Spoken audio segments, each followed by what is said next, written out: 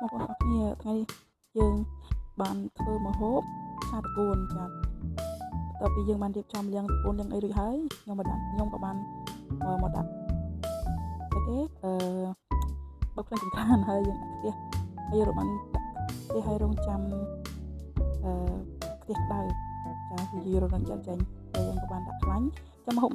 របស់យើងអត់មានអីច្រើនទេបងប្អូនគឺសាមញ្ញហើយយើងដាក់ខ្លាញ់ពងខ្ទឹមពងអីដោយសារខ្ញុំបាន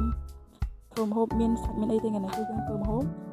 ឆាតកូនជាមួយប្រេងខ្យងសាតេអត់ឲ្យយើងបានដាក់សាច់ជ្រូកក៏បានដាក់អីចូលទេគឺយើងឆាទៅយើងហូបដោយអត់មានសាច់ហើយនេះគឺជាសកម្មភាពទាំងមូលដែលខ្ញុំបាន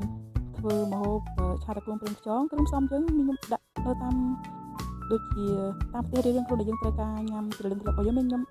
ដាក់ដូចជាទឹកម្ទេសស្ករប្រេងខ្យងប៊ីចេងអីដាក់តាមចំណង់ចំណូលចិត្តដូចថាខាងខ្ញុំធ្លាប់ញ៉ាំបែបណាខ្ញុំដាក់បែបនេះខ្ញុំដាក់ប្រេងខ្យងទៅខ្ញុំឆាគ្រឿងដាក់សពគ្រប់បែបយ៉ាងហើយបើខ្ញុំដាក់តកូនចូលចាយើងកូរចុះកូរឡើងនៅរំបីរងចាំឲ្យគ្រឿងផ្សំទាំងអស់ខ្ញុំកូរចុះកូរឡើងដើម្បីវាលាយចូលគ្នាបានខ្ញុំដាក់ម្ទេសចូលហើយបន្ទាប់ពីដាក់ម្ទេសចូលកូរចុះកូរឡើងទៀតខ្ញុំដាក់តកូនចូលដែរដាក់តកូនចូលបែបមើលទៅដូចយើងពិបាកត្រង់នេះបន្តិចដោយសារដាក់ខ្ទះខុសក៏ពិតត្រូវប្រើខ្ទះធំដោយសារតកូនជិត1គីឡូដែរតែខ្ញុំដាក់ខ្ទះតូចពេកទៅធ្វើឲ្យវាហៀតែខ្ញុំរងចាំឲ្យវាស្រទាប់អាក្រមតែស្ពូនតិចបានខ្ញុំចាប់ដើម